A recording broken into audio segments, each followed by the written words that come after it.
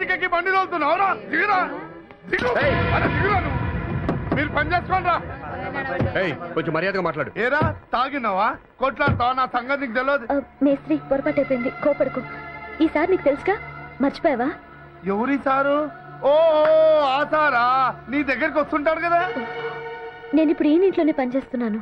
అట్లాగా సార్ తిండి నీకు బాగా వంట పట్టింది, బాగా కండబట్టావు, మంచి పాటిని పట్టావు, తీసుకెళ్లి ఇంట్లోనే కాపురం పెట్టావు. మేస్త్రి తప్పుడు మాటలు మాట్లాడుకో, మా ఇద్దరి మధ్య అలాంటిదేం లేదు. నువ్వు ఉండదాను. బైక్ డ్యామేజ్ అయింది, డబ్బులు ఇస్తాను, వెళ్ళి రిపేర్ చేయించుకో. అంతేగాని పిచ్చి పిచ్చిగా మాట్లాడుకో. ఏం చేస్తావురా? నువ్వు దీని ఇంటికి రాలేదా? దీంతో కులకలేదా?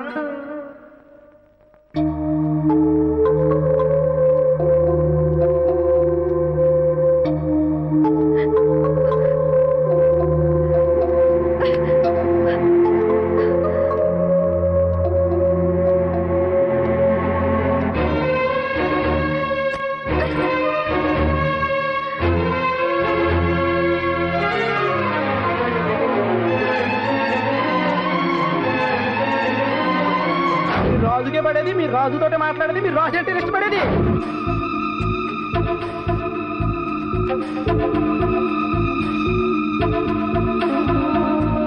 అప్పట్లో వాళ్ళిద్దటే శోభన్ బాబు చేసేదనే వాళ్ళం కదరా.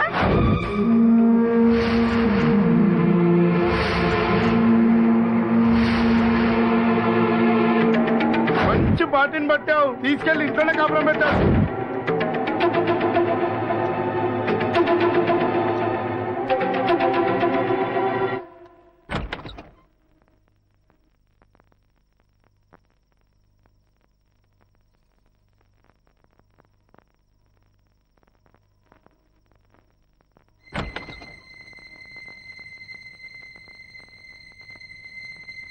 మీతో మాట్లాడాలి.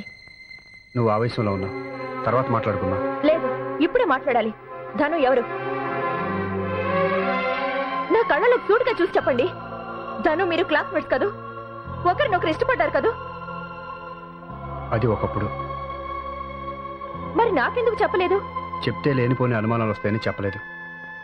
అయినా ఏదో తెలిసి తెలియని లేత వయసులో, ఏ వయసులో వేసినా పచ్చబొట్టు జీవితాంతం ఉంటుంది. అలాగే ప్రేమ కూడా. అంటే నన్ను అనుమానిస్తున్నావా? లేదండి, నా భవిష్యత్ ఏమైపోతుందోనని భయపడుతున్నాను.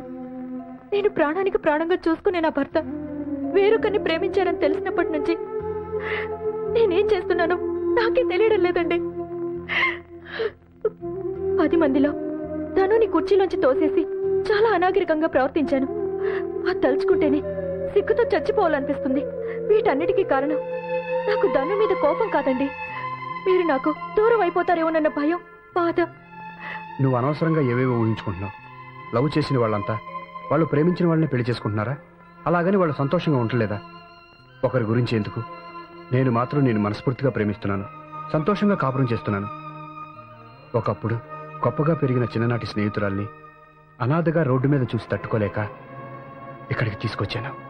అంతేగాని నాలోనూ ధనులోనూ ఎటువంటి కల్మషం లేదు. కానీ మీరు ఇష్టపడ్డ వ్యక్తి మీ పక్కనే ఉంటే చూసి తట్టుకోవడం నా వల్ల కాదండి. నా వల్లే కాదు, ఏ భార్య వల్ల కాదండి. మీరంటే నాకు ఇష్టమండి. మీరు నాకు కావాలి, నాకు కావాలండి. దయచేసి తను ఇంట్లోంచి పంపించేద్దాం భాను. ప్లీజ్. నాకు ఇంకేం చెప్పొద్దు. తనని పంపించేద్దామండి.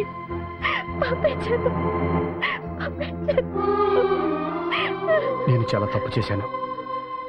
ధనుని రోడ్డు మీద చూసినప్పుడు నాకెందుకులే అని వదిలేసి వచ్చేయాల్సిందే. అప్పుడు తన బతికేది. ఇప్పుడు ఇలా అర్థాంతరంగా ఇంట్లోంచి బయటికి పంపించేస్తే తను బ్రతకడానికి, ఆ పిల్లడి చదువుకి తగిన ఏర్పాట్లు చేద్దాం. అంతేకాని ఇంట్లో ఉంచుకోవద్దండి. అనుమానాలకి తావిచ్చేదేది మొగుడు పెళ్ళాల మధ్య ఉండకూడదండి. ఉండకూడదు.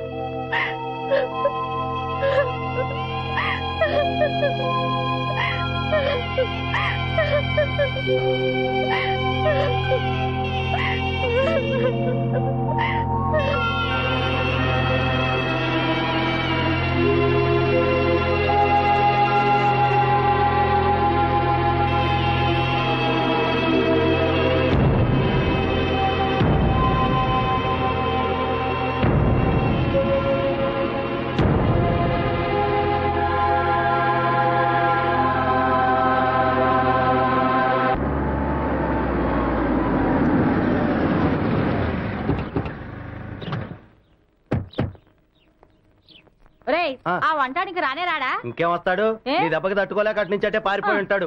పొమ్మా.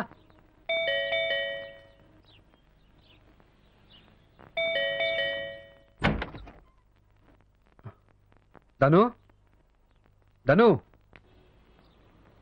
ఏంటమ్మా, ఎవరు తలుపు తీరు? ధను ఎక్కడికి వెళ్ళి ఉంటుంది?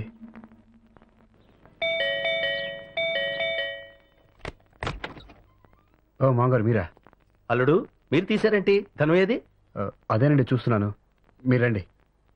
ధను ధను అల్లుడు గారు తలుపు తీయటం ఏంటండి?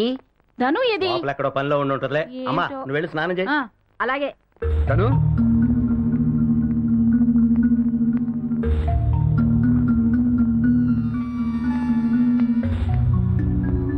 ధను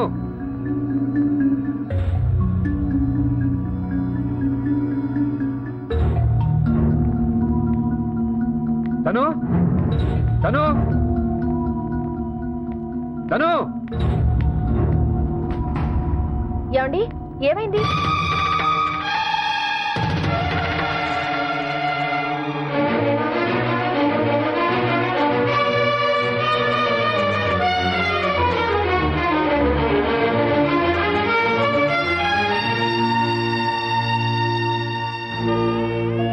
రాజు, నేను నీ స్నేహితురాలైనందుకు సంతోషాన్ని ఇవ్వాలి గాని నీకున్న సంతోషాన్ని పోగొట్టకూడదు. భాను చాలా మంచిది, తెలివైంది. అనుమానానికి తావిచ్చేది ఏది భార్యాభర్తల మధ్య ఉండకూడదని ఆలోచించిందంటే అది నీ మీదున్న ప్రేమ. తన కళ్ళ కంటున్న కాపురాన్ని గాజులా చూసుకుంటుందని అర్థం. నిజం రాజు, ఈ చిన్న విషయాన్ని గుర్తించిన ఏ కాపురమైనా బాగుంటుంది. అలాంటి అమ్మాయి నీ భార్య కావటం నువ్వు చేసుకున్న అదృష్టం. నువ్వు చేయవలసిందల్లా ఒక్కటే, అంత మంచి భార్య మనసు ఎప్పుడు నొప్పించకు. కష్టాలకు అలవాటైపోయిన దాన్ని నా మూలంగా మీరు కష్టపడకూడదు. నేను ఆడదానిగా పుట్టినందుకు చిన్నప్పుడు చాలా గర్వపడేదాన్ని, కానీ ఇప్పుడు బాధపడుతున్నాను. నేను మగవాడిగా పుట్టుంటే నీ స్నేహితుడిగా కలకాలం ఉండే అదృష్టం నాకుండేది. నీతో చెప్పకుండా మరోసారి వెళ్ళిపోతున్నందుకు ఈ దురదృష్టవంతురాల్ని క్షమించు.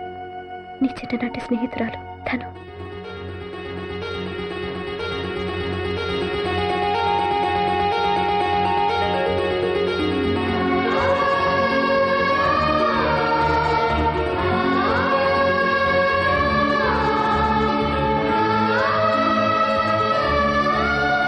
నన్ను క్షమించండి. ఈ స్నేహాన్ని అర్థం చేసుకోకుండా ధనుని మిమ్మల్ని చాలా బాధ పెట్టాను. ధను అనాథగా బ్రతకూడదు, మన ఇంట్లోనే ఉంటుంది. పదండి, వెతుకుదాం.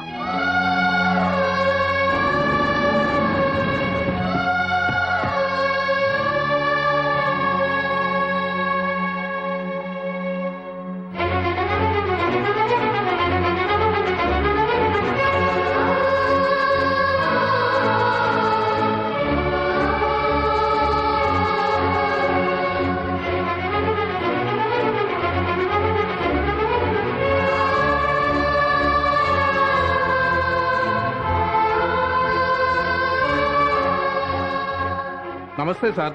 నమస్తే. ఏంటి సార్ బాలుని అలా వదిలేశారు? మీరు బాలు క్లాస్ టీచర్ని.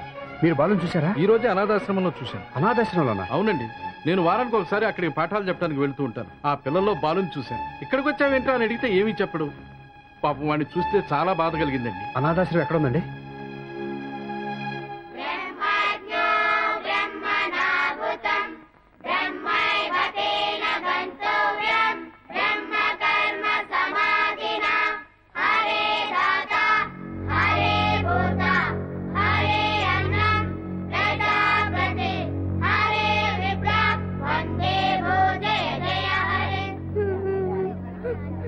అమ్మా, ఎందుకమ్మా నన్ను ఇక్కడ వదిలేసి వెళ్ళిపోయావు? నాకు ఏడుపు వస్తుందమ్మా. నువ్వెక్కడున్నావు వచ్చేయమ్మా, నన్ను నీతో తీసుకుపోమ్మా. బాలు, బాలు, బాబు గారు, బాబు గారు, బాబు గారు. ఏడవకరా, మేము నీకోసం వచ్చాం. అవునరా, నువ్వు ఇక్కడ ఉండొద్దు, మాతోనే ఉండాలి. నిన్ను అచ్చం అమ్మలాగా చూసుకోవడానికి మేమందరం ఉన్నాం. బాలు. మేడం, ఒక్క నిమిషం.